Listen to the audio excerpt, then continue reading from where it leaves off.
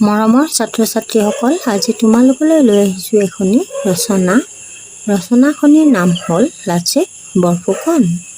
এতিয়া ৰচনাখনি আমি চাওঁ আহা। ৰচনা লাচিত বৰফুকন। আৰম্ভণি। লাচিত বৰফুকন নহয় এটি সাধাৰণ নাম, আমাৰ গৌৰৱৰ বিজয় নিচান, দেশপ্ৰেমৰ অসাধাৰণ প্ৰতীক অম্লান। লাচিত বৰফুকন আছিল অসমৰ এজন মহান দেশভক্ত, পৰাক্ৰমী বীৰ পুত্ৰ তথা আহোম সাম্ৰাজ্যৰ এজন কৰ্তব্যনিষ্ঠাবান সেনাপতি। তেওঁ নিজৰ দক্ষতা, দায়বদ্ধতা আৰু কাৰ্যক্ষমতাৰ পৰিচয় দি কৰ্তব্যনিষ্ঠাৰে মাতৃভূমিক ৰক্ষা কৰি অসমৰ ইতিহাসৰ পাতত তেওঁৰ নাম সোণালী আখৰেৰে খোদিত কৰাৰ লগতে অমৰ কৰি থৈ যাবলৈ সক্ষম হোৱা অসমীয়াৰ বীৰ পুত্ৰ আছিল লাচিত বৰফুকন। লাচিত অবিহনে অসমীয়া জাতিটোৰ সাহস আৰু বীৰত্বৰ কথা কল্পনাই কৰিব নোৱাৰি। প্ৰত্যেক গৰাকী অসমীয়াৰ বিবেক স্বাভিমান হ'ল লাচিত বৰফুকন। জন্ম। অসমৰ জাতীয় বীৰ ৰূপে খ্যাত লাচিত বৰফুকনৰ জন্ম হৈছিল ১৬২২ চনৰ ২৪ নৱেম্বৰত। তেওঁৰ পিতৃৰ নাম আছিল মোমাই তামুলী বৰবৰুৱা আৰু মাতৃৰ নাম আছিল নাগেশ্বৰী। লাচিত বৰফুকনৰ পিতৃ মোমাই তামুলী কৰ্তব্যপৰায়ণ আৰু সুদক্ষ কৰ্মী আছিল তথা আহোম ৰাজ্যৰ প্ৰথমজন বৰবৰুৱা আৰু পাইক প্ৰথাৰ প্ৰৱৰ্তক আছিল।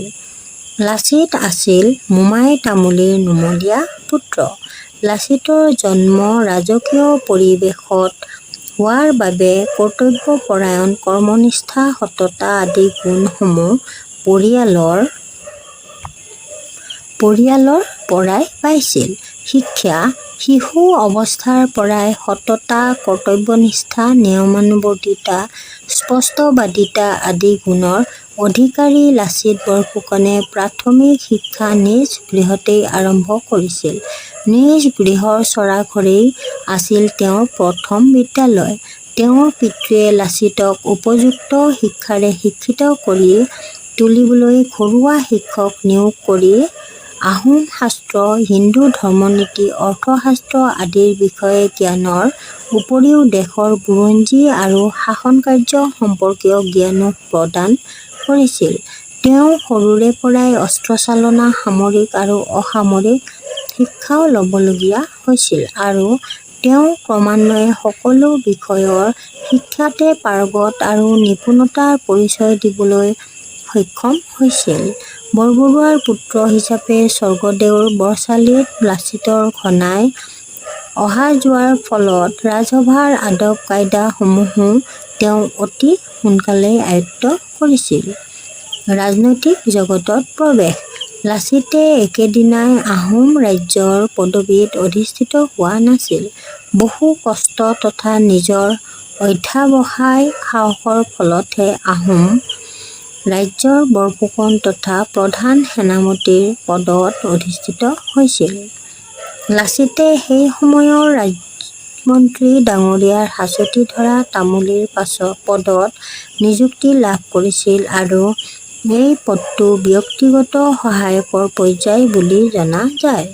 ৰাজমন্ত্ৰীৰ লগতে তেওঁ ৰজাৰ পাত্ৰ-মন্ত্ৰীৰ বৈঠকত উপস্থিত থাকিব পাৰিছিল। এই পদত অধিষ্ঠিত হৈ প্ৰথমবাৰৰ বাবে লাচিত বৰফুকনে আহোম ৰাজ্যৰ ৰাজনীতিত প্ৰৱেশ কৰিছিল আৰু তাৰ পিছত তেওঁ দোপত-দোপে উন্নতিৰ জখলা বগাই আগুৱাই গৈছিল। বৰফুকন পদবী লাভ। ৰাজমন্ত্ৰীৰ হাঁচতি ধৰা তামুলীৰ পাছতেই লাচিতে ঘোঁৰাবৰুৱা পদৰ নিযুক্তি লাভ কৰিছিল। ইয়াৰ উপৰিও তেওঁ ৰজাঘৰত ক্ৰমে ঘোঁৰাবৰুৱা, দুলীয়াবৰুৱা, শিমলুগুৰিয়া, ফুকন আদি পদবী লাভ কৰিছিল। অৱশেষত মিৰ্জুমলাৰ অসম আক্ৰমণৰ সময়ত দিখৌমুখত শত্ৰুপক্ষৰ সন্মুখত যি সমৰ দক্ষতা তথা পাৰদৰ্শিতা প্ৰদৰ্শন কৰিছিল। তাৰ পৰা তেওঁৰ পৰাক্ৰমৰ উমান পাই তেওঁক স্বৰ্গদেউ চক্ৰধ্বজ সিংহই আহোমৰ বৰসেনাপতি পাতি বৰফুকন পদত নিযুক্তি দিছিল। তেওঁ কেৱল বৰফুকন পতাই নহয়, বুঢ়াগোহাঁই বৰগোহাঁই আদি কৰি সকলো শ্ৰেণীৰ বিষয়াৰ ওপৰত সেনাপতি পাতি সোণোৱালী হেংদাং উপহাৰ দি যুদ্ধ কৰিবলৈ আজ্ঞা দিছিল। বীৰগাথা: বৰফুকন পদত অধিষ্ঠিত হৈয়েই লাচিতে দেশৰ সৈন্য সংগঠনত প্ৰথমে গুৰুত্ব দিছিল। ১৬৬৫ খ্ৰীষ্টাব্দৰ পৰা ১৬৭১ খ্ৰীষ্টাব্দলৈকে এই ৬ বছৰৰ কাৰ্যাৱলীয়ে লাচিতৰ ব্যক্তিত্ব আৰু নেতৃত্বৰ প্ৰকৃত ছবিখন প্ৰতিফলিত কৰে।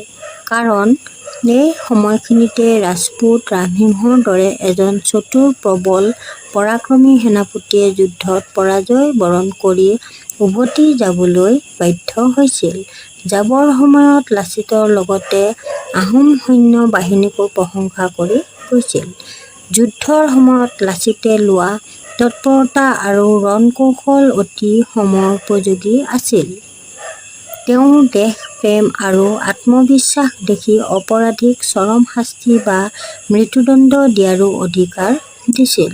যি সময়ত সেই অধিকাৰ কেৱল স্বৰ্গদেউ বা ৰজাৰহে আছিল।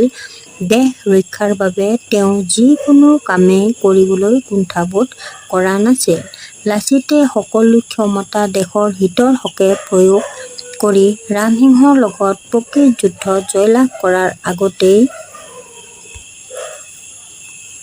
মনস্তাত্ত্বিক যুদ্ধত জয়লাভ কৰিছিল। তেওঁ সৈন্যবাহিনীক আৰম্ভণিৰ পৰাই জয়ৰ আশা উদ্দীপনা দেখুৱাইছিল, যাৰ বাবে সৈন্যৰ মনোবল বৃদ্ধি পাইছিল। আনহাতে ৰামসিংহক পাকে প্ৰকাৰে পৰাজয় যে নিশ্চিত বুজাব বিচাৰিছিল। এবাৰ ৰামসিংহই সৈন্যৰ বল বুজাবলৈ লাচিতলৈ এটোপোলা আফুগুটি পঠালে। তাৰ প্ৰত্যুত্তৰত লাচিতে এচুঙা বালি আৰু এখন পতা পঠালে। লাচিতে ৰামসিংহক বুজাব বিচাৰিলে যে আফুগুটিৰ পতাত পিহিলে পানী হৈ যাব, কিন্তু বালি পিহিবও নোৱাৰি, গনিবও নোৱাৰি। ঠিক তেনেদৰে অসমীয়াৰ সৈন্যৰ সংখ্যাও গনিব নোৱাৰি আৰু অজয় অমৰ। মোগল সৈন্যক বাধা দিবৰ বাবে ব্ৰহ্মপুত্ৰৰ উত্তৰ আৰু দক্ষিণ পাৰে গড় নিৰ্মাণ কৰাৰ কথা ভাবি এই দায়িত্ব সুচাৰু ৰূপে চলাই নিবলৈ নিজ মোমায়েকক দায়িত্ব দিছিল। কিন্তু নিৰ্দিষ্ট সময়ত গড় নিৰ্মাণ নোহোৱাত খঙত একো নাই হৈ দেশতকৈ মোমাই ডাঙৰ নহয় বুলি কৈ লাচিতে নিজ মোমায়েকক শিৰচ্ছেদ কৰিছিল। সৈন্যসকলে লাচিতৰ খং দেখি ভয়তে ৰাতি নৌপুৱাওঁতেই গড় নিৰ্মাণ কৰি শেষ কৰিছিল। প্ৰথম অৱস্থাত মোগলৰ বিশাল সেনাবাহিনীৰ হাতত আহোম সৈন্যই ৰণভূমিত ধাৰাসায়ী হৈছিল আৰু অসমীয়া সৈন্যই পিছ হুহুকিবলৈ ধৰিছিল। এই বাৰ্তা চোৰাংচোৱাৰ মুখেৰে গম পাই লাচিতে নৰিয়া পাতি এৰি যুদ্ধৰ নেতৃত্ব দিবলৈ ওলাই আহিছিল। ইয়াকে দেখি অসম সৈন্যই দুগুণ উৎসাহেৰে যুদ্ধ কৰি শত্ৰুৰ নাৱৰ ফালে খেদি গ'ল। সেই সময়ত গুৱাহাটীৰ ইটাখুলিতেই মোগলৰ সবাতোকৈ শক্তিশালী শিবিৰ আছিল। শিবিৰৰ চাৰিওফালে ডাঙৰ ডাঙৰ কামান পুতি ৰখা হৈছিল, যাৰ ফলত লাচিতৰ সৈন্যই ইটাখুলি দখল কৰাটো কঠিন হৈ পৰিছিল। এনে পৰিস্থিতিত যেনে তেনে ইটাখুলি দখল কৰাটো অতি জৰুৰী হৈ পৰিছিল। সেয়েহে লাচিতে মাজনিশা চোৰাংচোৱাৰ হতুৱাই বৰটোপৰ নলাত পানী ভৰাই সেইবোৰ অকামিলা কৰি পেলাইছিল। এনেদৰে তেওঁ চলে বলে কৌশলে ইটাখুলিৰ পৰা মোগলক খেদি নি মানাহ নৈৰ সিপাৰ পোৱালেগৈ। অসমীয়া সেনাই লাচিত বৰফুকনৰ নেতৃত্বত গুৱাহাটীকে ধৰি নামনি অসম পুনৰ উদ্ধাৰ কৰে আৰু অসম ৰাজ্যই পুনৰ স্বাধীনতা লাভ কৰে। পৰাজিত ৰামসিংহই লাচিত বৰফুকন আৰু তেওঁৰ সৈন্যৰ বীৰত্ব দেখি নিজ মুখে প্ৰশংসা কৰে যে এনে পৰাক্ৰমী বীৰ সৈন্য দেশৰ কোনো ঠাইতেই পাবলৈ বিৰল বুলি স্বীকাৰ কৰি গৈছে। মৃত্যু নিজৰ বীৰত্ব আৰু সাহস প্ৰদৰ্শন কৰি শৰাইঘাট যুদ্ধত জয়লাভ কৰাৰ পিছতেই লাচিত বৰফুকনৰ ১৬৭২ খ্ৰীষ্টাব্দত মৃত্যু হয়। বীৰ লাচিত বৰফুকনক যোৰহাটৰ হোলোঙাপাৰত মৈদাম দিয়া হয়। উদয়াদিত্য সিংহই বীৰ লাচিতৰ মৈদাম নিৰ্মাণ কৰে। সামৰণি বীৰ লাচিত বৰফুকনৰ মৃত্যু হ'ল, কিন্তু অমৰ হৈ ৰ'ল তেওঁৰ বীৰ গাথা। লাচিত বৰফুকনৰ দৃঢ় নিস্বাৰ্থ দূৰদৰ্শী ব্যক্তিৰ নেতৃত্বই অসমীয়া সমাজত সূচনা কৰিছিল এক যুগান্তকাৰী পৰিৱৰ্তন। লাচিত বৰফুকনে অসমীয়া সেনা অসমীয়া জনগণৰ নেতৃত্ব নোলোৱা হ'লে লাচিত বৰফুকনে অসমীয়া সেনা অসমীয়া জনগণৰ নেতৃত্ব নোলোৱা হ'লে অসমৰ স্বাধীনতা সূৰ্য কেতিয়াবাই মাৰ গ'লহেঁতেন। সেয়েহে অসমীয়াই চিৰদিন চিৰকাল গৌৰৱ কৰি ক'ব পৰা ব্যক্তিজনেই হৈছে লাচিত বৰফুকন। লাচিত মানে অসমীয়াৰ মনলৈ অহা একতা, পৰাজেয় ব্যক্তিত্ব, সাহস আৰু সংগ্ৰামৰ প্ৰতীক। অসমীয়াই বীৰ লাচিতৰ স্মৃতি যুগমীয়া কৰি ৰাখিবলৈ প্ৰতি বছৰে অসমত ২৪ নৱেম্বৰৰ দিনটো লাচিত দিৱস হিচাপে পালন কৰা হয়। ধন্যবাদ।